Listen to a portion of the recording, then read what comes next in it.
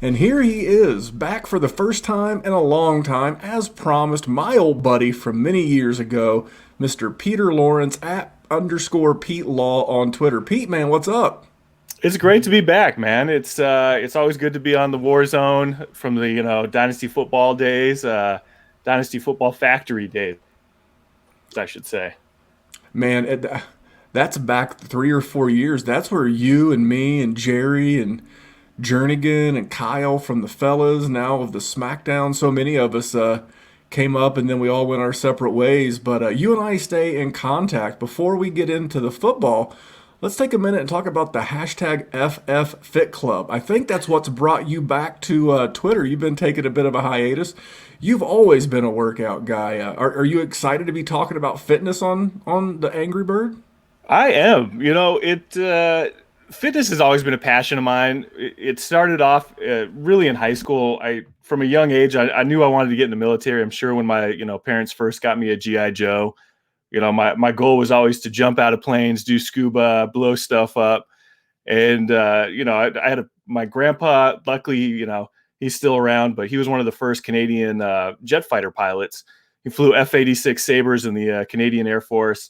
So I've just kind of always had this passion, and, part of being in the military is working out. So it was, running, lifting. It's been just kind of my release too with, we all deal with a lot of stresses in life. And I think getting into the gym, being healthy is so important. And unfortunately, it gets neglected so much in this, hustle and bustle of our daily lives, where we make time for Netflix, we make time for Hulu, we make time for social media, but we don't take that time to focus on ourselves and our well-being. I couldn't agree more. What about you, Dallas? I know you're trying to hide those biceps over there. Maybe an extra schmedium shirt next time would do the trick. No, you're also into fitness. Yeah, so I've been a sports guy since I could walk, basically. I've been playing soccer and baseball ever since the T-ball days of 3 and 4 years old. I played soccer in college, and then I've dabbled in golf. I've played some basketball. But as of right now, I'm a pretty avid hiker and a pretty avid runner. And then I like to, sling some weights around the weight room over here and, here or so. Couple of days a week usually, but FF Fit is pretty cool. I like seeing stuff like this on Twitter. We had the conversation earlier a little bit about some toxic stuff, and this is really a nice change from what we see a lot of the time on Twitter. Yeah, 100%. So a couple of things. I don't think I've ever really shared this, but as a younger guy, I weighed. I was a pretty good wrestler. I was a better baseball player and a better wrestler than anything else. I went to state twice in wrestling. And after high school, I ballooned up to a not jacked 260 pounds. And I'm walking, and I had a buddy of mine I used to work with. He walked into the break room where we worked one time. He's like, you know what? You're fat. Like, excuse me? He was like, dude, you're fat. He's like, I know you were an athlete and you've let yourself go. And I trimmed down. I got down to like 170. I've put on some muscle mass since, but I think it's great. Tremendous tip of the cap to Troy King. He's been a guest on past couple of weeks. Ray Garvin has been on, Nick Whalen, John Hellenkamp. A lot of these guys are doing a great job. And let's be honest, man, fantasy football can be a very sedentary hobby. You spend a lot of time on your phone, a lot of time, grinding stats, grinding film. And just to see these guys out inspiring and encouraging others to do something active, man. We still live in a world where people want magic. We want to be able to go to the store and get something that makes us look like Pete does with all his hard work. And what you really have to do is exercise is like the fountain of youth. So I don't want to make this an exercise show, but it is great to see people talking about fitness. And when I think about fitness, I think about Pete. But also when I think about Pete, I think about running backs. Now, he mentioned our time together back at the Dynasty Football Factory. He was our go-to running back guy. I remember when I was just the Dallas. I was the new guy on the Dynasty Warzone team with Sheps and with Mike Jernigan. And we would have Pete on to talk running backs all the time. So, Pete, before we get too deep into it, I'm just going to hit you with a big one right off the bat. Are you a Najee Harris guy, or are you a Travis Etienne? I like how you worded this question when I got the show sheet earlier. This Etienne or Harris kind of thing. We really forget how talented Alabama running backs are. they have just this wealth of talent every year coming in. And you have guys that we've totally forgotten, like Brian Robinson is in this running back class. And he's a very well-known Devy name. When he came to Bama, just a few years ago, everybody, this is the next guy. He's going to be a first-round pick. He's, the Bama breed. But I mean, right now, nobody's really even talking about him. We're talking about, 6'2", 230 pounds, very smooth Najee Harris. But at the same time, I mean, he's only had 25 carries go over 20 yards in his, collegiate career. Now, is that something maybe we're looking at, his use? He didn't have all the carries that we saw, guys like the King, get. We didn't.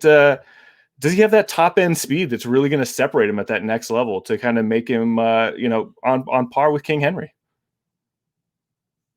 All right, well, there you go. Pete's going Najee. I tell you, if Etienne lands in that LaFleur zone running scheme in New York with Mike LaFleur, not to be confused with Peter LaFleur, but he lands up there with Mike LaFleur in New York, that would make it very tough for me. I don't want to make anything landing spot dependent.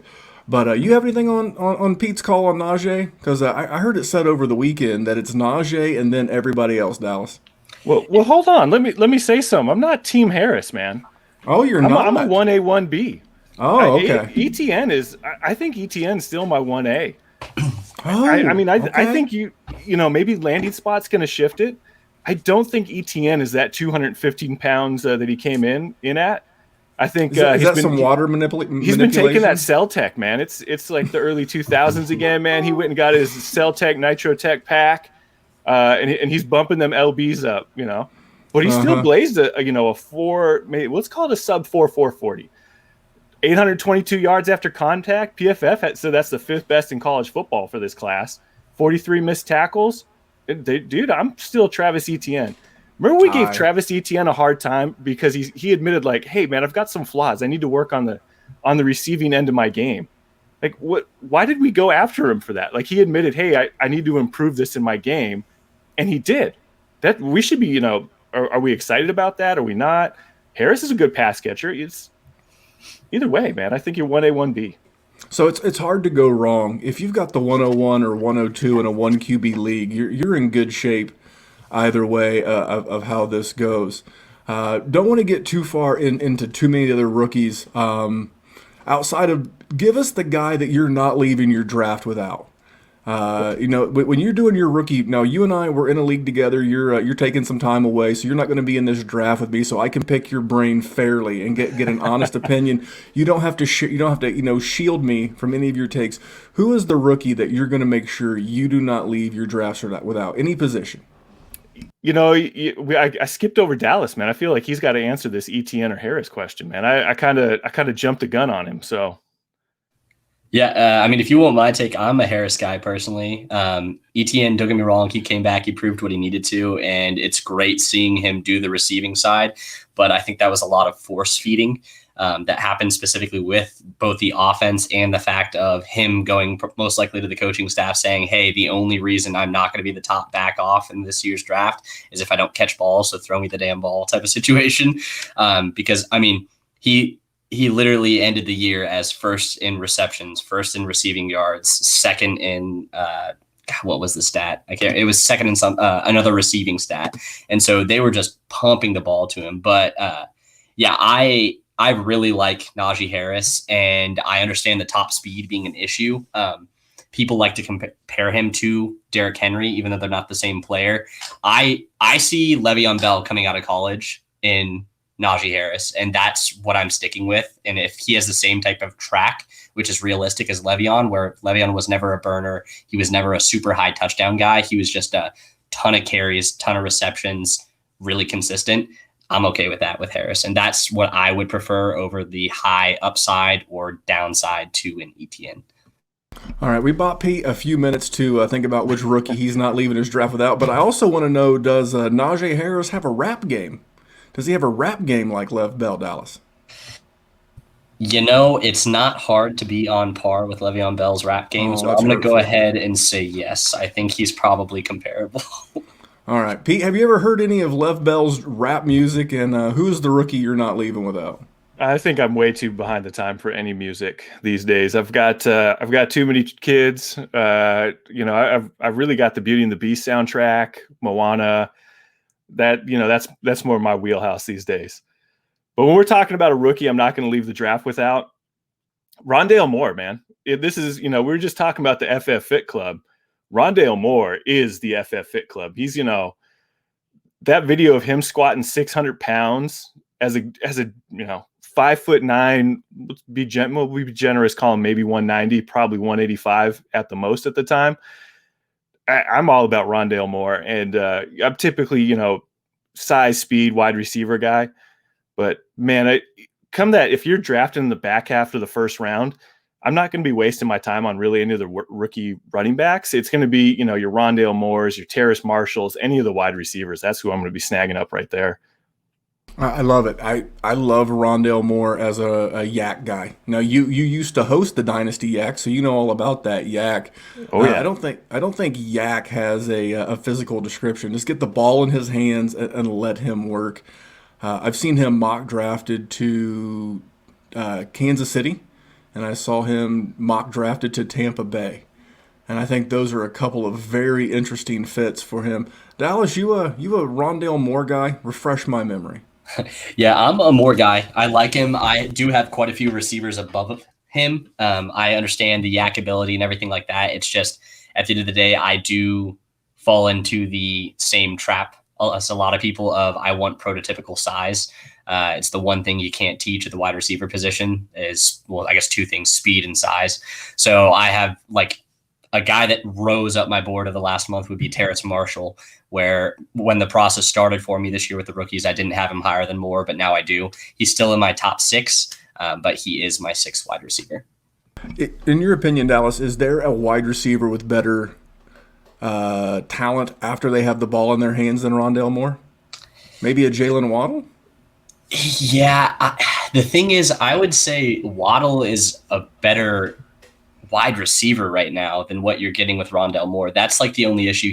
Rondelle Moore has that same rawness that Deebo Samuel had coming out, to where he's an extremely good athlete and he's amazing with the ball in his hands, but it's almost like that running back shiftiness where he still needs to make those routes a little bit crisper for me to be more comfortable. So yeah, if he goes into an offense with a high target volume vacuum, basically with someone that left this year, I think it's a great fit. Casey would be awesome, but I refuse to believe that Casey's taking anything other than a left tackle within the first round because they still do not have a left tackle on the roster. Well, hopefully they can find one that late in the draft. The Colts are going to want one, the Chargers, maybe the Panthers. But we'll get to that later. Pete, who are you not going to draft at their current valuation? Like a guy that you see going a hair too high, out of your price range, if you will. I'm going to say the Slim Reaper himself, Mr. Smith out of Bama. And that is only because I'm a size speed freak. I'm worried, man. Now let's be real. Like the NFL is slowly adopting, more of the widespread game, opening up things for these guys. But I'm still, I just hesitant on a guy who's that size. And I know I just pitched Rondelle Moore to you. But if I'm drafting, Smith is probably going top 4 in most of your, 1 QB drafts. I get a little nervous with that size, man. I'm a little bit hesitant. And that's not to take away, like the dude he's talented, man. He is collegiately talented, but that kind of gets me worried. And I'll say like Javonte Williams and Kenneth Gainwell, when you're looking right now, DFL mock drafts, they're going like first round. I'm not spending a first round pick on those guys. I'll like I said, I'm targeting Moore, Marshall, and I might even go quarterback if I'm in that part of the draft just to, snatch up a Trevor Lawrence or a Justin Fields in the back of the first in a 1 QB draft over those running backs. Now, I like the Slim Reaper, but for me, a lot of these guys, we talked about Najee Harris earlier. Najee Harris is not landing spot dependent. Kyle Pitts is not landing spot dependent. Devonta Smith is landing spot dependent. I've seen some mock drafts over the week while I was on vacation last week, and I saw a lot of Devonta Smith to the Detroit Lions. I am firmly out on the Detroit Lions. Now, on the Miami Dolphins, I'm in. Tua's going to hyper target him. Tua likes using the middle of the field. It'd be a nice 1-2 punch with Gesicki and Smith. So that may raise him up a bit. I got to say, out of all the wide receivers, I could see him being as high as maybe 3 in my wide receiver class and as low as 7. If he were to land in Detroit, man, I could be all the way out where he's going. I agree with Pete. What about you, Dallas? What are your thoughts on Devonta? Yeah, Devonta, I've said it a couple of times. He's my enigma. I really don't know what to do with Devonta at all. He, like you said, you're a height, weight, speed kind of guy. No one other than, as Memphis has stated multiple times, Marvin Harrison has the physical profile of what you're looking at with Devonta Smith that has had any type of success. So if you're telling me it's a one-hit wonder versus everyone else that's ever attempted to come in at that exact frame, that exact not super flashy speed, it makes me super nervous. And I'm right there with you. I'm not going to take him where it's going to need to be taken. I'll end old Devonta on this. One thing I'll say, and Pete, I'll let you chime in as well. The one thing that I have as like a saving grace for him is the way the game's played and officiated now. You can barely breathe on a wide receiver in 2021 and not draw a PI. They're a little generous with that 5-yard cushion of contact off the line of scrimmage sometimes. But the days of guys like him, he does really good work over the middle, in my opinion. And the days of him having to worry about getting killed are pretty much behind him. So I'm not too worried about that. What about you, Pete? Is there a landing spot that could maybe raise him up your board a little bit? So you talked about, obviously any wide receiver that goes to KC is probably going to jump a few, in anybody's rankings. What if you get somebody like Devonta Smith going to Green Bay? How much does he, he's already pretty much drafted top 4. Does he jump, and solidify himself as kind of everybody's favorite, to be over Chase? Would you say, are you going to go Jamar Chase or Devonta Smith if Devonta goes to Green Bay? I don't think that because of the story that's already been written on Jamar Chase, I don't think it would be very hard to, but yeah, I think it would put a new spotlight on Devonta Smith if he went to Green Bay. It would be the, oh my God, he's with Aaron Rodgers and he's opposite Devontae Adams and all that volume. And, you could, the narratives write themselves at that point. So, yeah, that would make him a very, very interesting pick there. But I won't tell our buddy in the FF Fit Club, Ray GQ, that you weren't super high on his man, the Slim Reaper, but you did use the appropriate nickname. Shout out to Ray, the creator of the Slim Reaper. All right, Pete, who is your most overrated rookie in this class? Now, it could be a running back, it could be a quarterback, it could be anybody. Who is the most overrated? Most overrated? We're going to go into depth about this, but maybe Javonte Williams? I'm not in, if you're, like we've talked, it's kind of Najee Harris and Travis Etienne. Williams didn't beat out Michael Carter at North Carolina. Here's some of PFF dropped these as, kind of your similar prospect models for Javonte. Kerryon Johnson, Mark Ingram, there's a solid. Amir Abdullah, Noshawn Moreno, Ryan Williams, CEH, Ronald Jones, Sony Michel, Lawrence Maroney, Monte Ball. Has anybody got excited yet over some of those names? Maybe Mark Ingram just for staying power? Mark Ingram, and he didn't come out like a gangbuster himself. Yeah. I think it was his breakout really the back end of year 2 or year 3, something like that. Like I said, he did not come out. There was the running joke that, did he do something with Sean Payton's wife? He was not highly thought of. He was not getting all of the work for a guy drafted that high. No, I remember. I don't think there's been anyone who has taken more of a hit to his stock during this postseason pro day circuit than Javonte Williams. I heard people that I really respect talk about him as their RB2 in this class, and that talk has kind of faded with the less than stellar running back class. Now, I'm going to ask Dallas for a minute to take away your Michael Carter Stan account. Please don't change it from Salad Galore to Michael Carter Stan account, but what are your thoughts on Javonte Williams? I know you've been lukewarm, and I hope it's not because of your unbiased love of a man named Michael Carter. Yeah, I'm kind of in the same boat. with just being not as high on Javonte as a lot of people. And I think it's the allure and the thought that we could potentially get another Marshawn Lynch in the form of Javonte, because we typically don't see people run as physically as he does and have as flashy a plays as he does. But the thing that concerns me, as it should everyone, is always just the injuries, because it's just not sustainable. Every back outside of Marshawn Lynch that has tried that style has not lasted. The one that sticks in my head the most is Thomas Rawls. I will never forget Thomas Rawls, because watching him play was quite possibly one of my favorite players in NFL history, but it was a flash in the pan of like 6 to 8 weeks. And it was all we ever saw of him being consistently viable, because it's just not something you can do. He's not fast. He's not overly big. He is physical, and that helps him break the tackles. But we'll go back to the point with Michael Carter. I've been saying this since we first started on this conversation. I'm still convinced Michael Carter's the best running back in that running back tandem between the two, and I will stick to it. Pete, how do you feel about that talk? Now, Pete, for those that don't know, is a Washington State native. He is a Seahawks fan. If you go to his Twitter handle, again, @_Pete Law, you will see some nice Seahawks images in the banner there. Pete, what do you think about that Thomas Rawls comparison?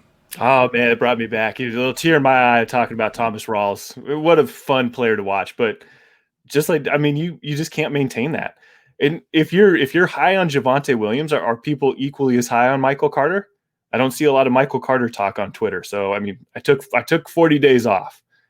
So I might have missed it, and you might say, hey, maybe the coach is like that old, dependable, that old school, Michael Carter kind of mold. I've seen these the comps of Michael Carter, or not Michael. I'm sorry, Javonte Williams being the swole Aaron Jones. He's got like he talked about, that violent running style is, everybody loves it, man. You see that on tape, and I think everybody just kind of bumps him up a little bit, maybe. And I think you're reaching. Marshawn's probably one of a kind, very limited. Everybody's going to look for that, but I don't know. I'm worried if he goes to a team with a bad offensive line, he's going to take a lot of heat. I don't think he really creates more than what's kind of given to him. And maybe Javonte Williams is maybe just kind of a one contract running back. Maybe flashes for a year or two, and that's a great time to, deal him for a high pick. People thought, Phillip Lindsey is going to be a staying player. And I'm sure if you had Phillip Lindsey, you'd have been happy if you had dealt him after his rookie season. Yeah, Phillip Lindsey was the predecessor for a question we're going to ask you here in a little bit. For me, from a dynasty standpoint, the two saving graces that can really help Javonte, because he is not going to be my RB2 in this class. It's the Harris and Etienne and everybody else. The one thing that can save Williams is if he gets a really, really good landing spot like Atlanta, and he gets some good draft capital. If he gets, second round draft capital and he winds up in a good landing spot, okay. All that's going to change for me is it's going to change where he goes in my rookie draft, as opposed to being maybe the sixth, seventh player off the board at a 1 QB and a back of the first round player in a super flex. Maybe he goes back into that top 5 or 6 in a super flex, or back in that top 3 to 5 in a 1 QB, but he needs the right combination of events to happen for him to get back to the value that we saw him at pre-pro day, because he came in light, which is not good, and he came in slow.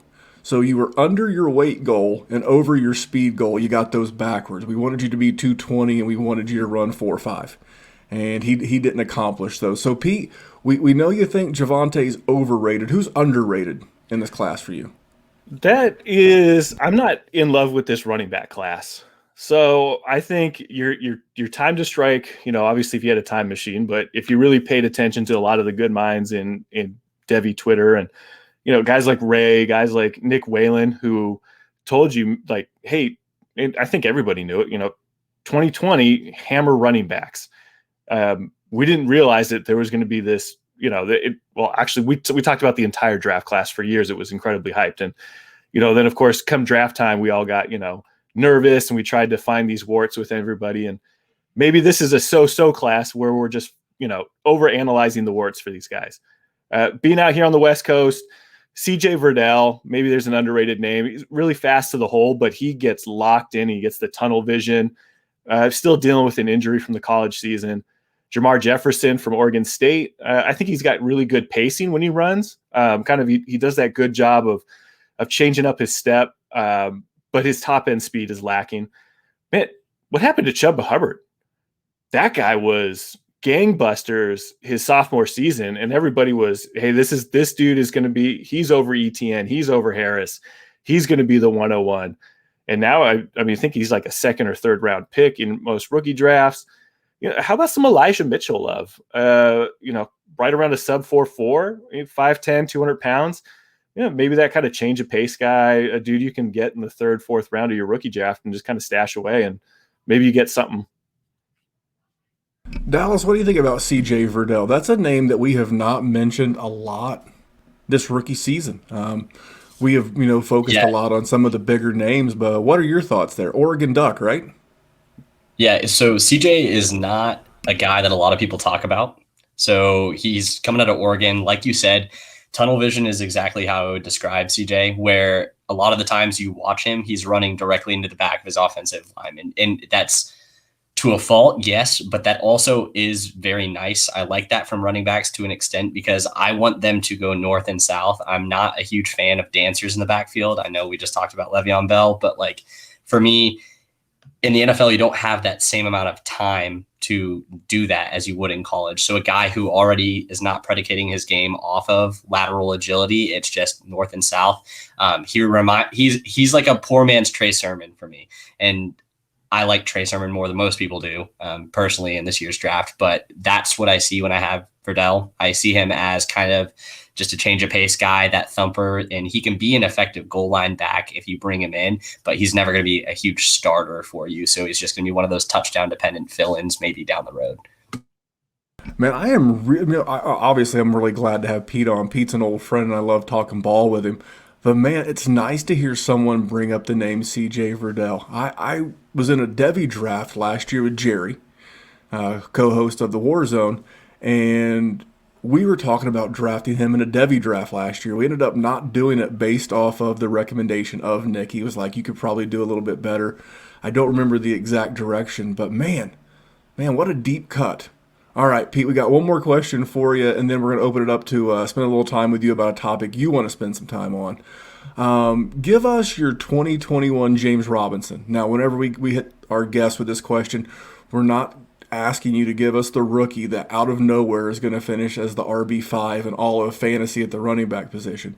We just want to know a small school guy, because I want to give Pete a shout out. So I give a lot of credit to Shane Hallam for turning us on to James Robinson 2 years ago, before, in 2019, before the breakout ever happened. But I got to give Pete credit, because he turned me on to Salvon Ahmed.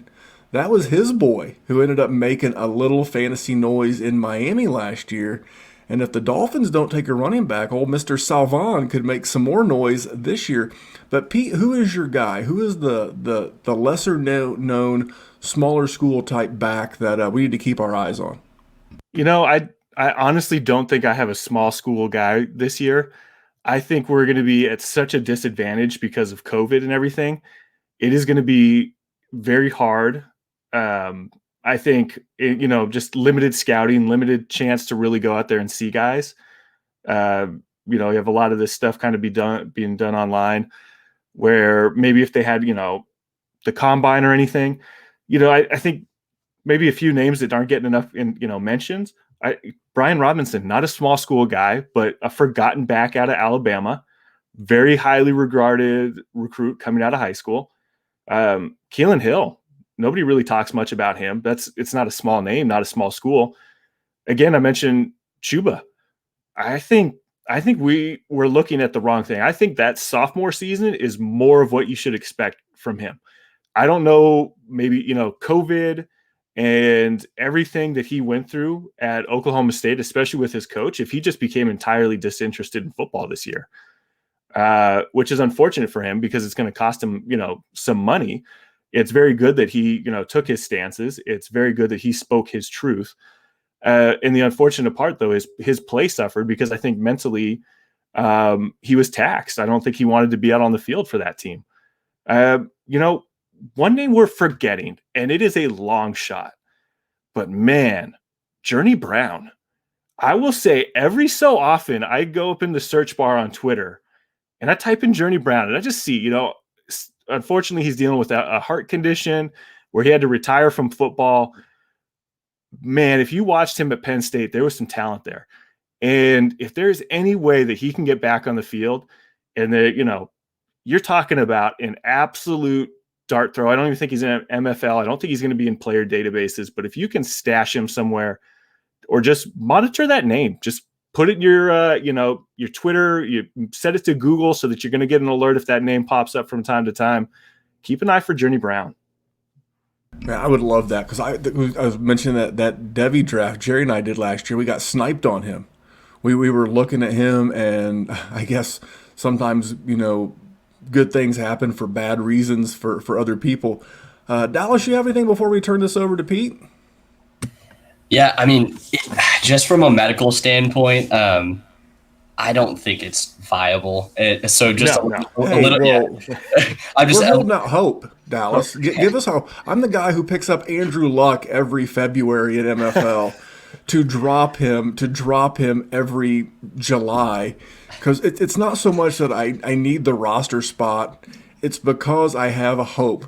Don't take away our hope, Dallas. Yeah, I'm just saying. So I've talked to Memphis a little bit about this before, but I'm going to school for bioengineering, specifically cardiovascular is what I'm going to school for. I went for undergrad of biochemistry, biophysics, but cardiomyopathy is not something you do physical activity. Like if he's doing heavy squats with that, I would be concerned for him. So it's just one of those things where, yeah, he's what could have been, but I just don't think it's viable. Well, man, that was a name. He hit me with a couple of names I was not prepared to hear tonight. CJ Verdell, he hit us with a little Journey Brown. Well, listen, so bringing Pete on, again, that satisfied a need of mine to talk to my old friend. But Pete wants to share some things with us. He mentioned taking some time away from Twitter. He's got some things on his heart and on his mind. And Pete, I just want to turn the mic over to you for a few minutes, man. Yeah, so I took about 40 days away from the Twitterscape. It was something I gave up for Lent. I had noticed, Twitter can be a very toxic environment, especially fantasy Twitter. It's unfortunate because there's a lot of great people, and unfortunately, due to I think it's the limited scope and a limited range of communication on Twitter, we just get in these battles and there's so much toxicity in it. But I wanted to talk to a lot of people today about post-traumatic stress. And, I'm talking about my own journey. I talked about my time, wanting to be in the military for a long time. And I was blessed with the opportunity. I served in the Marine Corps from 2002 to 2007. In 2004, I served over in Al-Anbar province. I was part of a quick reaction force. We did a lot of convoy security. We were darn near on the road. Seemed like every day while we were deployed. And on Memorial Day 2004, a good friend of mine, we were outside of a town called Hit, and we got hit by a really heavy ambush, and unfortunately the ID went off underneath my friend's vehicle, and Dustin was trapped inside, and I heard my friend die. And you can tell that this is very emotional to this day. I didn't deal with it very well for a long time. I became very self-destructive. I isolated myself from those who I loved and care about, and I became very standoffish with anyone who came into my life. In 2019, I was blessed with another opportunity to become a firefighter. I've been a police officer since 2011, and I was looking at making a change because being a police officer is not hard. Being a first responder in general is not hard.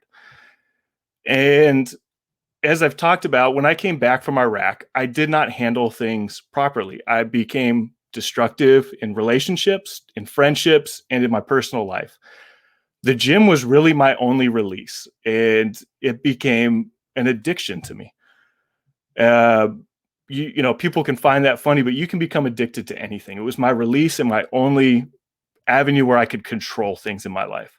I ended up walking on at a football team, Palomar Community College, and I couldn't be on the field because I was so terrified of letting anyone down. I was the first vehicle in the convoy that night, and for years I have dealt with this guilt, a survivor guilt, that I didn't stop it, that I didn't do something that could have saved my friend's life. And in 2019 here, I get this chance to go be a firefighter. Now, I've been on all sorts of calls as a police officer, very traumatic calls where I've never been impacted by the events of Iraq. In 2019, it finally was God's way of making me face these demons that I have suffered with. I'm going to talk to you a lot about my faith tonight as well.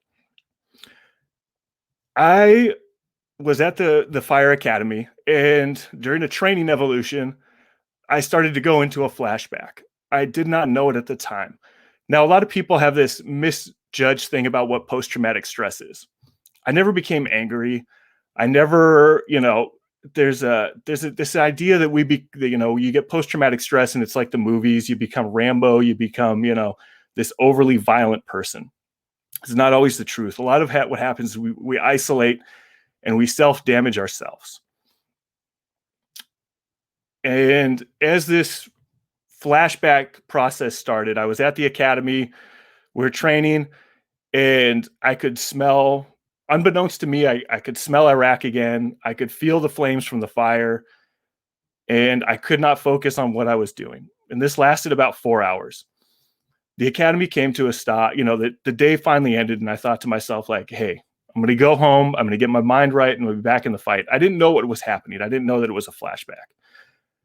This was a Thursday. That evening, I went home. Luckily, my wife, my kids, I had a good evening. I talked to some guys, and I was like, all right, whatever that was, I thought it was just stress. All right, I'm back in the fight. Stress does crazy things to our body. I laid down that night to go to sleep, about 9 o'clock at night. 10 o'clock rolls around, 11, midnight, 1 in the morning, 2 in the morning, and I'm hit full on again. And I was crying uncontrollably, and I didn't know what was happening. My mind knew something was going on in my mind, and that's why I couldn't focus. I didn't realize I was in a flashback until my wife finally started, is it this? Is it this? And my wife said, is it Iraq? And that's when it clicked. I was in my bed, and I could smell Iraq again. I could smell where we were. I could feel the heat, and I thought it was just, some sort of stress reaction. I could feel the heat like I was next to that fire again. I could hear, everything that I had heard that evening. And that kind of helped. Now, there's a technique called grounding. If you find yourself in a situation where you're dealing with post-traumatic stress or you're dealing with an anxiety disorder, grounding techniques help. Think about where you're at. Put yourself in the room. My walls are blue. The carpet's brown. I'm at my desk. And just start listing off things to ground yourself back into the present time. Unfortunately for me, I continued. I was basically crying uncontrollably from 2 in the morning till my wife took me to the hospital after we got my kids to school at about 8 in the morning. This is where we have, as a country, a huge failure with mental health. I was in the hospital. I went to the emergency room. They hooked me up to some monitors and everything, and my blood pressure and my heart rate were very low. But the emergency doctor basically just said, hey, here, go home, drink some milk, and eat some walnuts. They're going to have some chemicals that when you digest them, are going to help you with post-traumatic stress. I'm like, dude, you're not catching on. And on top of that, he kept using the analogy of putting out a fire. Obviously, with my post-traumatic stress at that moment, talking about fire is not the best thing. Luckily, I was very blessed this day, and this is where I talk about my journey with God. The next doctor coming on to shift had been a prior Navy SEAL. Now, this man understood what I was going through. So I also had a nurse whose entire family had been Vietnam vets, and he had been a firefighter previously. And he came out and he said, hey, Pete, I'm going to act like I'm discharging you, but we're just waiting for the current doc to get off so this next doc can come in and see you. That Navy SEAL, he came in and he said, "Hey, Pete, first you got to go get some help, man." And I knew I was at that point, I knew I'd failed in a lot of ways, but failed to take care of my mental health. So I acknowledge that. Now, mind you, I've gotten Xanax at this point on board. I've taken 2 bags of IV fluid, and I've basically been crying uncontrollably till about 4 p.m. when this doc comes in and sees me. He hits me with a shot of Ativan, and I sleep pretty much through that night and into the next day. So that's my Friday. Saturday, I'm kind of in a funk. My father comes out, spends some time with me. Things are all right. Watch some college football. And then that night it kicks off again. So I'm into this process again of just this rolling post-traumatic stress. So I was like, okay, I need to go to to some doctors who have dealt with this. So I was very blessed. And as military guys, we have a huge problem with the VA. The VA has failed a lot of veterans. I was very much blessed though that day to get in, and I had some great doctors. And that day, they hooked me up to the machines, and they say, "Hey, it looks like you work out a bit, Pete. What's your resting heart rate?" So mind you, I've been dealing in the middle of rolling just anxiety, post-traumatic stress since Thursday evening. It's now Sunday. My resting heart rate at that point was 30 beats per minute, and my blood pressure had crashed out. So they had asked, "Hey, we want to keep you and just kind of monitor you for a few days and make sure that you're okay." All right, sure. I need to get in. I need to get some help.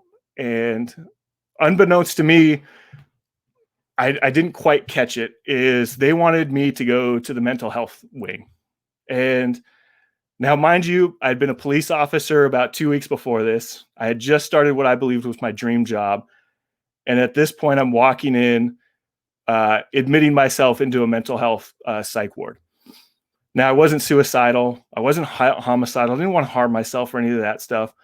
But I was so into the throes of post-traumatic stress in this flashback that I couldn't control it anymore. And I needed to get help. I spent 2 days in the psych ward, and I want to thank those doctors immensely. And very much God took the time and this experience to say, "You got to fix this stuff, man." And more on top of that, God's taken this to make me a better person, a better father, a better husband, and a better police officer. After I got out, I was blessed to go to a program known as Mighty Oaks. It's a program for veterans and first responders. Mighty Oaks is a nonprofit. They'll fly you down there if you're a veteran, if you're a first responder. They have campuses across the nation. You can reach out to them at any time. There, I had been a Christian for a long time. However, I was simply following along parallel to the path that God wanted me on. I didn't like where I was at work. I was just so much self-doubt. We always talk about the grass is greener on the other side of the fence. I wasn't enjoying the work I was doing as a police officer. As a police officer, I've done a lot of great things. I know it's not the most loved job in this country right now, but I'll tell you, there's no better job. Some of the stuff we do that you'll never see make the news, just for helping people, especially going for and helping victims of a lot of very terrible crimes, you can't beat that. And unfortunately, for first responders, this is a really tough job. After I wrapped up with Mighty Oaks for this week-long course, I was blessed. I was baptized again, and I truly found my faith. And I looked at myself, and I knew that God had put me on this path for a reason. For a long time, as I said, I wasn't happy being a police officer. I had looked at a way out, and unfortunately, I'm very hard-headed. I wasn't seeing how much I was actually enjoying the job I was doing. And it took God used this opportunity to say to me, "Pete, we're going to fix that post-traumatic stress problem, but I'm going to use you in new ways." I was able to go back to my department. And in that time, it's been about 1.5 years since I've come back. I've been promoted to investigations. I work as a detective. I can't tell you how much cool stuff we get to do, and the officers that I work with, I'm blessed here on the West Coast. We're very progressive. A lot of the reforms that people look to, we've been doing those since I started, since before I even became an officer nearly a decade ago. And I work with guys who are doing internet crimes against children, who are dealing with sex traffickers, and really going after people who are out there victimizing society. And what they are doing to victims throughout our nation are just terrible tragedies. Now, with my experience, I've gotten the chance to talk to first responders, where I think we work in such an environment where people think of post-traumatic stress as, we can talk about an acute injury or a chronic injury. People think post-traumatic stress and they think you're in a shooting, a homicide, a very violent crime, an assault, and those things. And yes, those are all caused post-traumatic stress. But post-traumatic stress can also be a cumulative. It can be a chronic thing. Every day, first responders are immersed in just the negative things of society. We see women who sell their bodies for drug habits, children who are physically, emotionally abused, who get trafficked. We deal with drunks. We deal with suicides. We deal with domestic violence. All these negative things wear on first responders, whether that's a firefighter or a police officer. And in our culture, we have this suck it up, don't talk about it, and push on to the next call. And we're failing in that. First responders, your typical person might have 2 to 3 incidents in their lifetime that could trigger post-traumatic stress. And I'm talking about some of those chronic things, not the chronic things, my apologies, the acute things that might trigger your post-traumatic stress. Loss of a loved one, a sexual assault, any of those terrible things. Your typical civilian maybe has 2 to 3 of those in their lifetime. Your average first responder over the course of a 20-year career will likely be subject to 30 to 40 events that can trigger post-traumatic stress. And I'm utilizing my experience now, and I hope those listening to this can understand it's okay to reach out and get help. And introducing new health and wellness things into first responders, into our careers, getting law enforcement guys to open up. It's not easy. I've done jobs where I've told fathers, I've told wives, mothers, husbands about how that their loved one has committed suicide. I can talk to you about exactly the feelings that, what it feels like for a mother to hold you after her son committed suicide. And it's not easy, man. It's not an easy job. But I love it. And I love what God has done in my life to help people. I've been blessed. And I want to tell you all something else. I'm also a very emotional person. I cried in Terminator 2 when Arnold lowered himself into the molten lava, I love everybody, man. And if somebody out there is struggling with something, my DMs on Twitter are always open. I'd love to talk to you. I'd love to talk to you about my path. And God, how he saw somebody who was unhappy in his career, who was allowing such negativity that he experienced overseas to impact him. And I can tell you that God put me on this path for a reason. And for anyone that I can help, it's a blessing. And I just want to thank all of you for listening. You're not broken. You're not hurt. It's okay to talk about what you've experienced. It's okay to reach out for help. And I just want to tell you, wherever you're at, you are loved.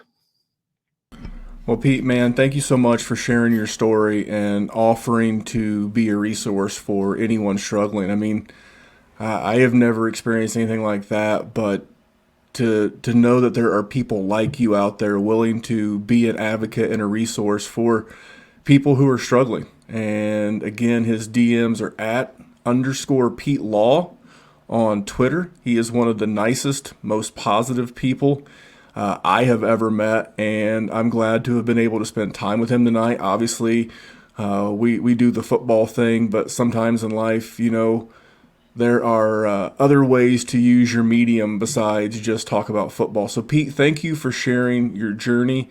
Thank you for offering of your assistance and resources and ability to help steer people. Dallas, you have anything for Pete before we wrap this one up?